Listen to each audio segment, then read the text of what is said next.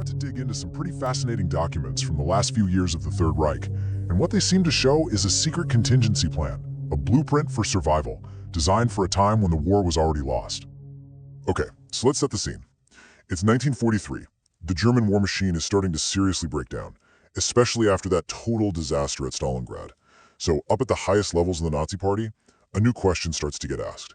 What do we do after we lose? We're going to look at a whole series of directives and documents that pretty strongly suggest there was, in fact, a very deliberate Plan B.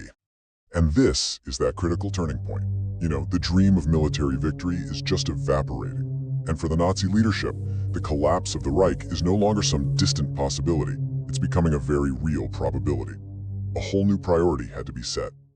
And look, this wasn't just about a few high-ranking officials trying to save their own skin. This was a coordinated strategy. The goal was to make sure that the whole National Socialist idea, and crucially, the economic power to fuel it, would outlive the state itself.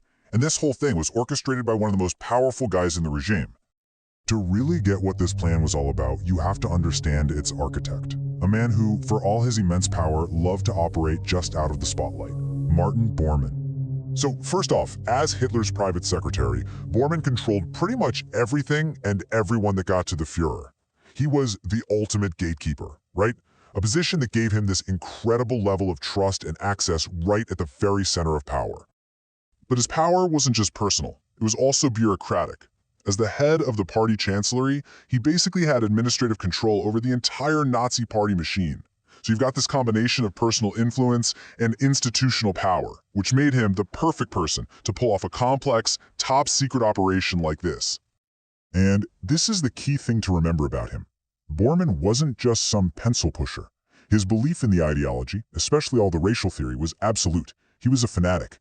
And it was this fanaticism, combined with his incredible administrative skill, that really drove this entire plan forward.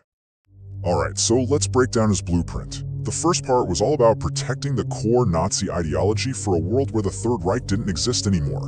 I mean, how do you even prepare an entire ideology to go underground? Now this is where a pattern starts to emerge. Throughout 1943, Bormann is just firing off these directives. And on the surface, they look like pretty standard administrative notes. But when you put them all together, you see a clear strategy.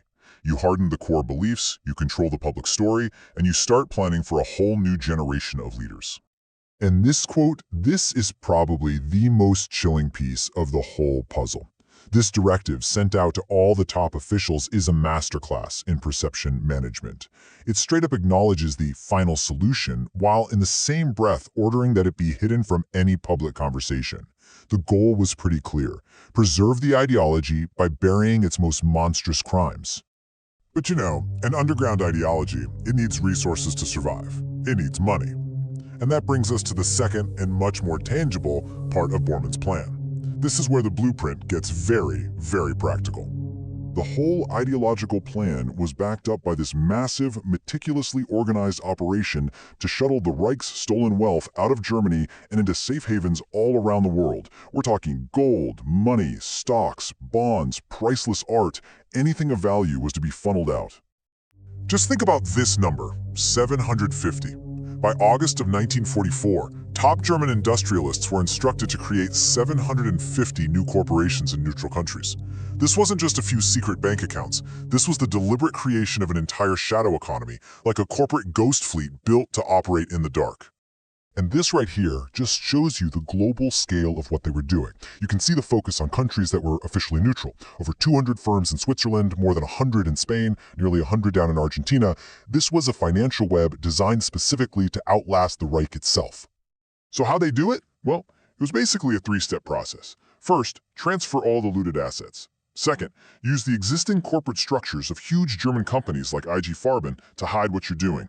And third, and this is just an incredible detail, Bormann personally promised these industrialists that they'd be protected from the Reich's own economic laws. He was basically sanctioning the very capital flight his own government officially outlawed. So you've got these two parallel plans running. One is to preserve the ideology, and the other is to build the financial base to support it way into the future. So what was the ultimate endgame here? Bormann's own words, recorded at a secret meeting he had with those industrialists, state the objective with perfect clarity. This wasn't just about escaping. The whole goal was to plant the financial seeds for Germany's, or a new Germany's, timely economic resurgence after the defeat they all knew was coming. The documents, they lay out this Bormann blueprint in remarkable detail, a plan for a Fourth Reich, not of territory, but of ideology and economic influence. But the full extent of its success, well, that remains one of modern history's most debated and pretty unsettling questions, leaving all of us to wonder just how long a shadow it may have cast.